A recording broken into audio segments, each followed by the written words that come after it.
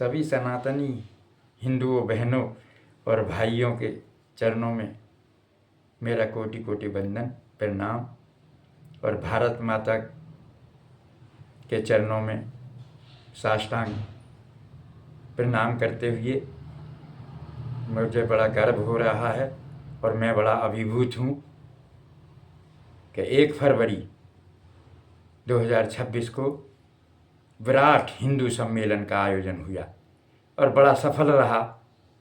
जागो हिंदुओं, हिंदू जागेंगे, संगठित होंगे तो समर्थ भारत का निर्माण संभव है और पुनः भारत जगत गुरु बनेगा। तो मैं आप सभी से ये विनती करना चाहता हूँ कि परहित सरिस धर्म नहीं भाई, पर पीड़ा सम नियत भाई। जब हम दूसरे का हित करने लगते हैं तो धर्म की स्थापना होती है, और पर पीड़ा तो पीड़ा देने शुरू कर देते हैं तो अधर्म होता है, पाप होता है। तो इसीलिए आओ हम सभी संगठित हों, और संगठित कब होंगे? जब देशभक्त बनेंगे, जब राम भक्त बनेंगे। और राम भक्ति के लिए अहंकार को छोड़ना पड़ेगा, क्योंकि भगवान कहते हैं कि निर्मल मन जन सो मोहि पावा, मोहि कपट सच्छिद न भावा।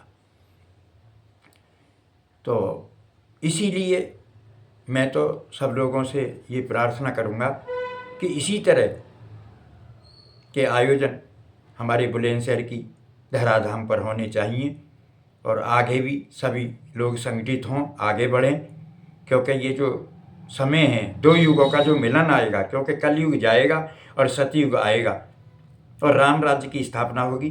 तो इसके लिए अब केवल शास्त्र से काम नहीं चलने वाला, अब शस्त्र भी उठाना पड़ेगा,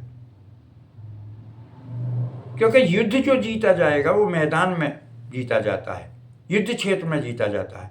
घर में बैठ के कभी भी युद्ध नहीं जीत सकते आप, और जो मिटेंगे वो कल को बनेंगे, क्योंकि दाना खाक में मिलकर गुले गुलजार होता है। मिटा दे अपनी हस्ती को अगर कुछ मरना चाहे, या हमें हिला सके ये जमाने में दम नहीं, लेकिन हमसे जमाना है, जमाने से हम नहीं। हम भारत माता की संतान हैं और भारत माता की सुरक्षा और सम्मान करना हम सभी का धर्म है, कर्तव्य है। तो इसलिए आओ आगे बढ़ें, पीछे कोई रास्ता नहीं है। और भारत को पुनः जगत गुरु बनाने के लिए और भारत माता की सम्मान और सुरक्षा के लिए हम सभी सहयोगी बने और आगे आएं। भारत माता की जय। वंदे मातरम।